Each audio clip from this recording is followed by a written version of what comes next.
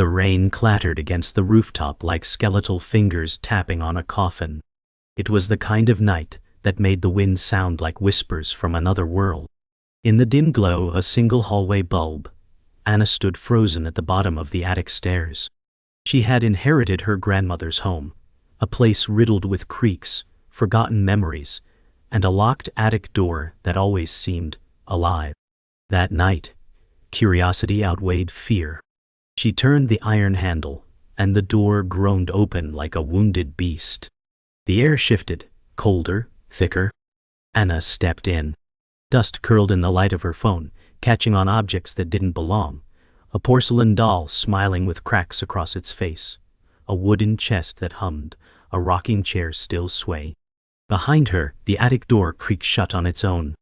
The attic was more than just dust and old furniture. It was a time capsule that reeked of secrets. Anna's steps creaked on warped floorboards as she slowly advanced. Her flashlight flickered, not from low battery, but as if something interfered with it. Her breath showed in the cold. Near the far corner, a stack of old journals lay untouched, their leather covers cracked with age. She bent to pick one up when a whisper echoed behind her, faint but clear. A child's voice. Anna said, "Who's there?" Her voice was steadier than her heart. No reply. Then came soft thuds above her, like footsteps pacing on the attic roof. But this was the top floor. There was no roof access. Her pulse quickened. The journals grew colder in her hand, the leather stiffening. Another whisper. Closer this time. Anna backed toward the staircase, never turning her back. Anna's fingers trembled as she flipped open the journal. The first page had her grandmother's name, but the ink was still wet, fresh. Her flashlight flickered again. She read aloud, "She's here." Below the words was a crude drawing of a woman, hair, standing in the attic. That's when the cold intensified, wrapping around her like a wet shroud. The attic light overhead burst with a pop, showering sparks. From the corner came a slow dragging noise, something scraping across wood. Anna backed away, nearly tripping over a broken picture frame. Inside the shattered glass was an old photo of her and her grandmother, but she had never seen it before. Her younger self in the picture was pointing toward something in the attic's shadows. Her voice cracked as she whispered, "Grandma." But the shadows moved in reply. The air thickened like syrup. Anna could barely breathe as the dragging sound neared. She turned sharply, her flashlight beam cutting across the attic. In the distance, a figure, thin, feminine, draped in moth-eaten lace, shuffled toward her, eyes hollow, mouth agape in an eternal scream. The journal slipped from Anna's grip, pages flapping like wings. She stepped back and hit the chest, which rattled beneath her. The figure's feet didn't quite touch the floor, toes dragging with each slow glide. As it neared, Anna whispered, "What do you want?" The figure paused. Then it opened its mouth impossibly wide. From it, a swarm of moths exploded into the attic, circling the beam of Anna's light. She screamed and swatted at the air, but they were inside her clothes, her hair. The figure vanished. But the attic didn't feel empty. Anna burst toward the attic door, but it wouldn't budge. The knob burned her palm as if electrified. Behind her, the rocking chair now spun wildly, creaking in rhythmic fury. The chest at her feet opened slightly, and inside she saw a human eye staring back at her. It blinked. She screamed and stumbled backward. Her flashlight clattered across the floor, flickering out. In total darkness now, she heard the whispers again, louder, surrounding her. Then, a voice cut through, her grandmother's. "Don't trust the light." A jolt of warmth surged through Anna. She reached for the journal, gripping it like a lifeline. As she opened it again, the pages flipped rapidly on their own. A final message stared back at her. "Bury it." A rumble shook the attic. Dust rained from the beams. She knew what she had to do. Anna scrambled across the attic floor, clutching the journal as the rumbles subsided. The walls groaned, as if the house itself was alive and irritated. She found the flashlight and slapped it until it flickered back on. Her breath came in sharp gasps. "Bury it," she whispered, eyes darting to the chest. But when she returned to it, the eye was gone. In its place, old soil filled the box, loose, fresh. Her hands shook as she sifted through it, revealing a bundle of hair, a child's tooth, and a rusted brooch that bore her grandmother's initials. Suddenly, her phone lit up on the floor. No signal, but a photo had appeared. It was Anna, sleeping in this attic. It was taken recently. "Someone's been watching," she muttered. Her knees weakened beneath her. The photo began to distort on its own, her face warping into something unrecognizable. Anna backed away from the chest, her shoes crunching broken glass from the earlier light burst. The attic groaned again, louder now, more rhythmic, like breathing. Then she saw it. The wall was pulsating, boards bending in and out as if something behind them was alive. A moan drifted through the cracks. Slowly, a hole began tearing in the center. Anna watched in paralyzed awe as skeletal fingers poked through, clawing at the air, followed by the emaciated face of a boy, no older than 10, pale and screaming silently. She stepped forward instinctively. He looked directly at her, eyes bloodshot and pleading. Her grandmother's voice returned, whispering, "He was the first." Anna's lips parted in shock. This house had buried more than just memories. This attic was a tomb, and its dead were waking. The boy vanished into the wall with a gasp of dust, and the room went unnaturally still. Anna's knees buckled, and she collapsed beside the rocking chair, which was now eerily still. She opened the journal again, hands trembling. New writing had appeared. "They're bound to the house. Set them free." Below the message, a diagram was drawn, markings under the floorboards. She ripped away a nearby rug and pried open a loose plank. Beneath it, scorched symbols etched into stone glowed faintly. She reached out to touch them, and a jolt traveled up her arm. Her vision blurred, and suddenly she was somewhere else, a memory not hers. A child cried in the corner of the attic. Her grandmother stood over the chest, chanting something dark. This house was never a home. It was always a prison. Snapping back to the present, Anna gasped and stumbled away from the ruins. Her heart pounded like a war drum. Then a voice came, not her grandmother's this time, but her own mother's, warped and echoing, "Finish what we started." Anna turned slowly. The attic mirror, one she hadn't noticed before, now showed not her reflection, but her mother as a child. Tears streaked down the reflection's cheeks as she mouthed words Anna couldn't hear. Anna stepped closer, hand outstretched, and as she did, the mirror fractured, spiderwebbing into shards. Behind the cracks, the face grinned, no longer her mother's but a mimic, black eyes, crooked teeth, skin splitting open. Anna screamed and staggered back, knocking over an old sewing mannequin that collapsed with a thud. The attic was showing its truths, one horror at a time. The mimic's face bled out of the mirror, melting into the floor as if the attic were absorbing it. Anna crawled backward, hands scraped and bleeding from splinters. The journal burst into flames without warning, yet no heat radiated from it. Words etched in fire blazed on its final page. "The key is in the blood." Anna looked down at her wounded palms, realization dawning. Trembling, she stepped back toward the stone symbols. With gritted teeth, she smeared her blood across them. The attic roared. A gale erupted, pulling objects into the air. Whispers became screams. The chest slammed shut on its own. One by one, the shadows began to fade, dissolving like ash in sunlight. But just as calm settled, a hand shot out from beneath the floor, grabbing Anna's ankle. Anna screamed as the hand gripped her ankle, its skin ice-cold and gray like rotting bark. She kicked and scrambled, dragging herself toward the attic stairs. The hand refused to let go, fingers tightening. Then the floor beneath her cracked with a thunderous snap, and she fell through, crashing onto the floorboards below with a deafening thud. Dust and debris rained around her. Gasping for breath, she looked up. The hand was gone. But in its place, the attic opening now glowed red. She pulled herself to her feet, body trembling, and realized she was no longer in the attic. It looked like it, but older, darker. Time had fractured. This place, this moment, wasn't hers. The air felt ancient.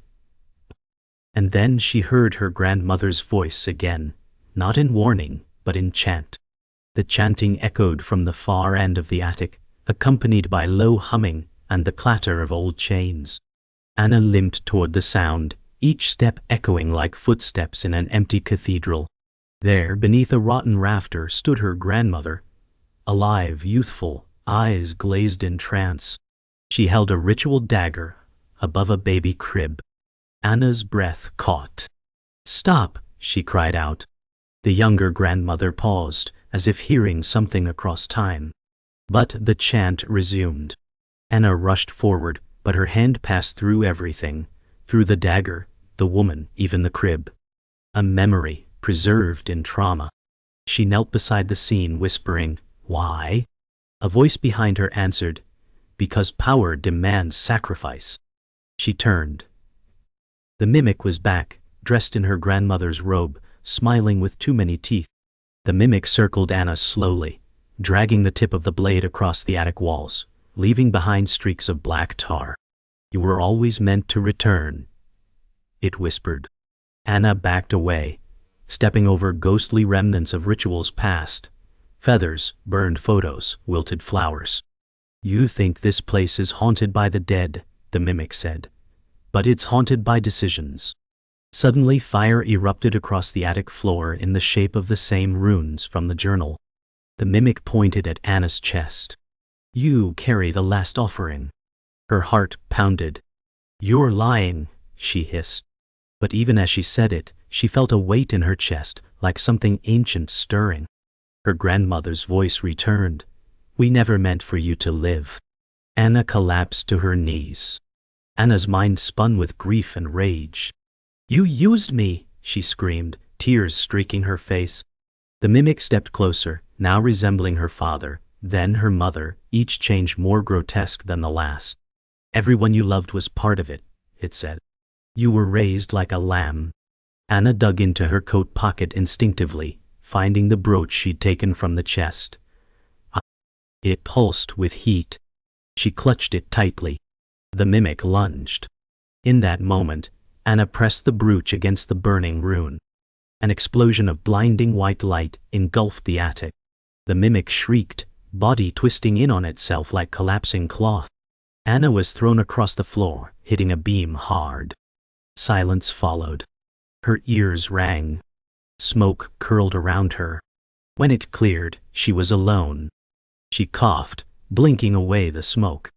The attic was silent now, still. The runes were gone, the journal a pile of ash.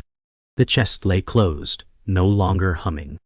Anna limped toward the attic window, pulling herself up with shaking arms. Outside dawn broke, soft pink light replacing storm clouds. Birds chirped. For the first time in what felt like lifetimes, the house didn't groan. It breathed. Anna looked down at the brooch, its glow faded, now cool metal. Her reflection in the attic glass was her own again. She whispered, "It's over." But as she turned, a soft knock echoed from beneath the floorboards. Not violent. Just persistent. 3 knocks. Then silence. She didn't move. She didn't breathe. And slowly behind her, the rocking chair began to sway again. Anna descended from the attic, her body aching and mind reeling. The hallway below looked the same, yet subtly different, less aged, less hostile. She limped toward the kitchen, desperate for water, her hands still trembling. As she sipped from a chipped mug, the air thickened again. The hum returned, quieter, subtler, beneath the floor. The basement. She hadn't dared to go there. Her grandmother always warned, never break the seal below. But now, everything pointed down. The journal was gone, but her hand still bore the glowing mark from the ritual, now pulsing faintly. Drawn by instinct more than logic, Anna stepped to the basement door. It opened before she touched it. Cool air rolled up like breath. We were within a memory. At the top of the stairs, she whispered to herself, "What else are you hiding?" Then she began her descent. The basement was ice cold, lined with stone and rusted pipes, its walls sweating with condensation. Anna stepped down slowly, flashlight cutting across shelves of preserved jars, old tools, and broken dolls, each one missing its eyes. The silence was alive. In the center of the floor lay a ring of salt, unbroken, pristine despite years of dust elsewhere. Inside it, a wooden cradle. Empty. Or so she thought. As she approached, the cradle creaked once, gently swaying. Her breath caught. A single word whispered from within. Mama. Anna's heart stilled. Her throat clenched. The whisper repeated, louder. She leaned in and saw it, not a baby, but a bundle of hair and teeth moving. She stumbled back. Her light flickered.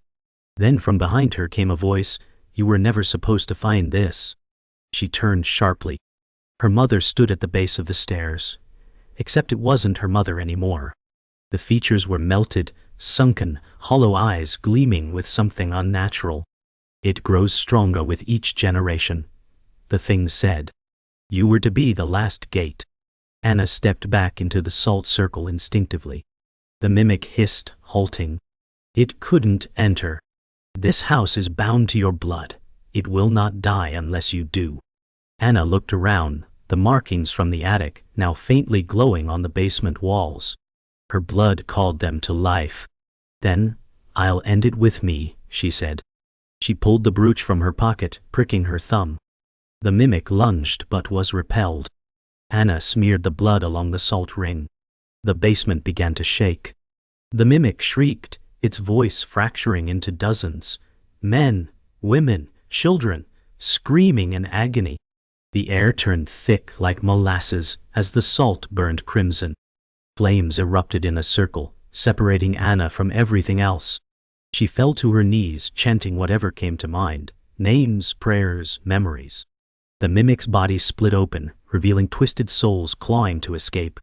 "You carry them," it screamed. "You are their cage." But Anna closed her eyes.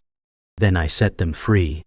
She plunged her bleeding hand into the earth at the circle's center. A crack split the basement floor.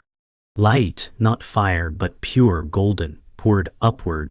The mimic wailed one final time before disintegrating into ash. The souls floated up, weeping with relief, fading into the ceiling. Silence returned. Anna sat alone in the quiet aftermath. The salt circle now scorched into black glass. The cradle was gone. The basement stone walls were clean, free of markings, shadows, and whispers.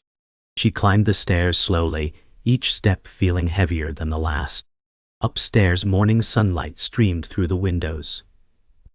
The house was silent, peaceful.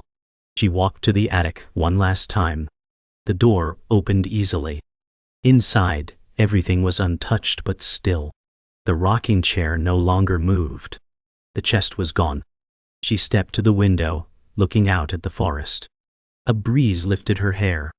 And then on the glass she saw it, one last handprint. Small, childlike, fading. "You." She placed her hand over it.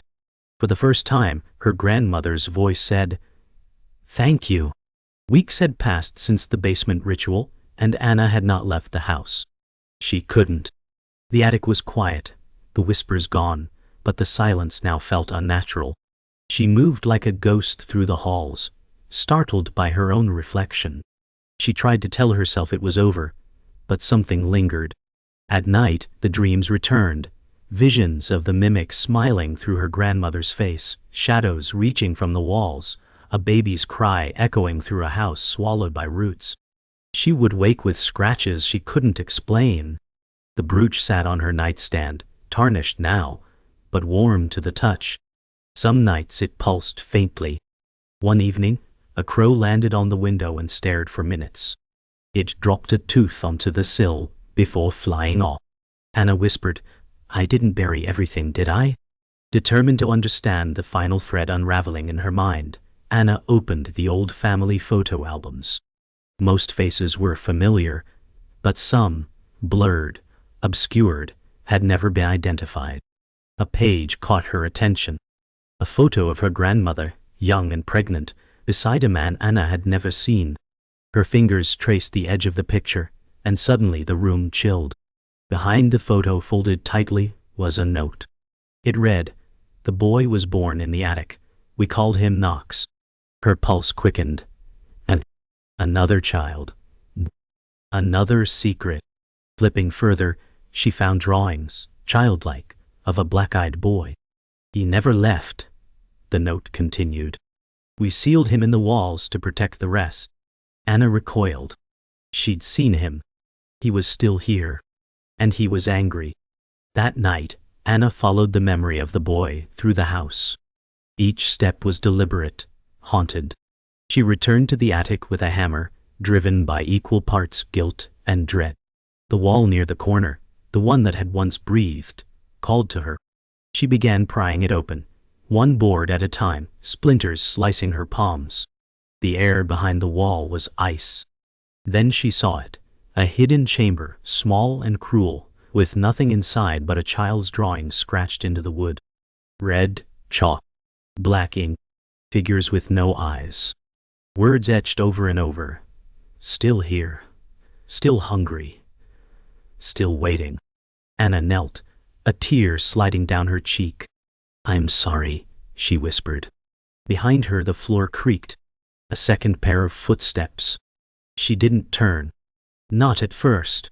But she could feel him, cold, waiting, broken. The boy, Knox, stepped from the darkness, his skin pallid and eyes voids that swallowed light. Anna lowered the hammer. "I know what they did to you," she said. He said nothing. The room warped subtly, walls bending inward. "You don't have to stay here," she added. "I can help you rest." For the first time his mouth moved. "You have to feed it," he said, voice dry as paper. "Or it feeds on you." Anna's blood chilled. "What is it?" she asked. He pointed toward the floor, the lowest beam. "It's still under." She knew what he meant. The root of everything wasn't the attic. It was deeper. The earth. But beneath the house. Beneath them all. Anna stood over the backyard soil as dusk fell, shovel in hand. The wind was sharp, tugging at her coat. She dug where the house seemed to hum the loudest, where roots curled unnaturally along the ground. Hours passed. Her hands blistered. Then the shovel struck something solid. She dropped to her knees and scraped at the dirt. A stone lid. She pried it open. Below, in an earthen hollow, lay bones, small, too many, tangled. But worse, the soil pulsed with veins. Alive. Watching. A heart beat beneath it. She recoiled, falling back. Knox appeared beside her, silent. "Feed it," he repeated. Anna shook her head. "I'll bury it. For real." She poured salt, laid the brooch inside, and whispered a final chant. The ground shivered. Then, silence. Anna sealed the pit at dawn, packing the salt into the soil, layer by layer, as the morning sun painted the sky in pale fire. Knox stood by, slowly fading with every shovel of earth. "It's done," she whispered. He nodded, solemn. "Now it can sleep, and so can I." His form began to dissolve into motes of dust, carried on a wind that came from nowhere. "Will I see you again?" Anna asked. Knox's voice was barely a breath. "No, that's the point." As the last of him vanished, the yard grew still. No hum. No breath beneath the ground. Anna dropped the shovel, collapsed to her knees, and cried, not from fear but relief. For the first time the house behind her felt quiet. Not dead. Just resting. Back inside, Anna began the long task of cleansing the house. She painted over the symbols, tore up the rot, replaced the cracked windows. She burned the dolls. The journal was gone, but its warnings echoed in her bones. At night she lit candles, not to ward off evil, but to welcome peace. She wrote names in a new book, not of the dead, but the living, Her name, her mother's, even the grandmother who tried to stop it all. She forgave them in ink. But on the third night, she found the brooch on the kitchen table. Untouched. Unburnt. Tatwal. It glimmered softly. And a note in childlike handwriting sat beneath it. Thank you. She didn't cry this time. She simply nodded and tucked it away, like a badge earned, not feared. Time moved on. The house began to feel like hers. The scent of death faded, replaced by wood polish and wildflowers. On Sundays she walked to town. People noticed her again, not as the haunted girl, but the strong one. Some said the storm that had raged weeks ago changed something.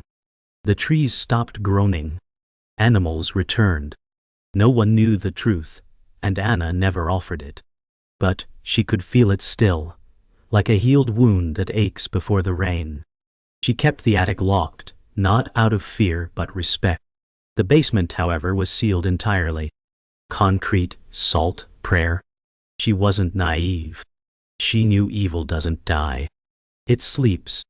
But if it woke again, it wouldn't find her unprepared. One morning, a stranger knocked on Anna's door. An elderly woman, kind eyes but trembling hands. I used to live here, she said softly. Anna invited her in. The woman moved through the house with reverence. It feels lighter, she said. In the attic she paused, laying a hand on the locked door. My brother died here. They told me he ran away. Anna's breath caught. His name was Knox, the woman added. She turned to Anna, eyes welling. I think he's at peace now. Anna reached out, grasping her hand. No words passed between them. None were needed. The house groaned once, softly, but this time it wasn't in protest. It was memory and acceptance. That night, Anna returned to the attic one last time. She unlocked the door and stepped into the quiet space. Dust shimmered in moonlight. She stood by the window, letting the night air in. The rocking chair, untouched, faced the stars. She sat down slowly. No ghosts remained. No voices. Just her breath. In the silence she spoke softly. I am the end of this. As if in reply, a single moth fluttered in through the window, landing on her hand. It pulsed once, then flew off. She smiled, closed the window, and shut the door behind her. The screen faded to black. Then in the quiet, the faintest sound, a lullaby hummed by a voice no longer bound to pain. Seasons passed. The house stood tall against the wind, no longer decaying, no longer whispering. Anna had made it a home. Hers, and no one else. She painted the walls, planted wild roses along the fence, and let sunlight in every morning. But she never forgot. Every year, on the same day she sealed the ground, she'd walk to the old grave, lay down fresh salt, and whisper a name, Knox. It wasn't out of fear. It was respect. The earth remained still, and so did the past. She lived simply, baking bread, writing stories, and keeping her grandmother's photograph near. But some nights, she'd wake from dreams, deep woods, a cradle rocking, the scent of iron. She'd sit up, hand over her heart, and listen. And the house would breathe back gently. One afternoon a letter arrived. No stamp, no return address. Just her name in looping cursive.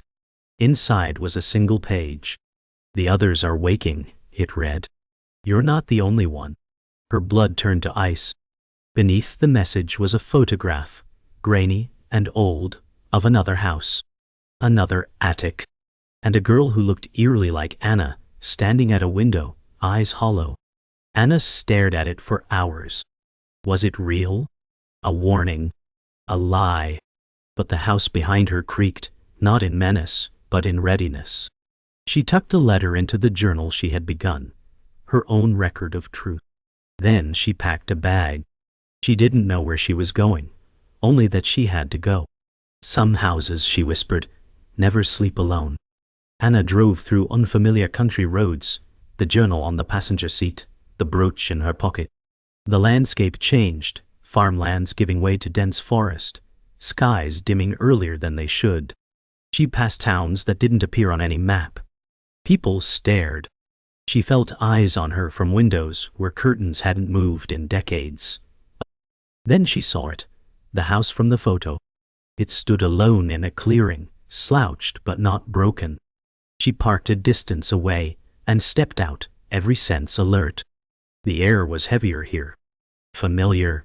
As she walked toward the house, she noticed the roses, wild, overgrown, bleeding red across the porch. The wind carried a whisper.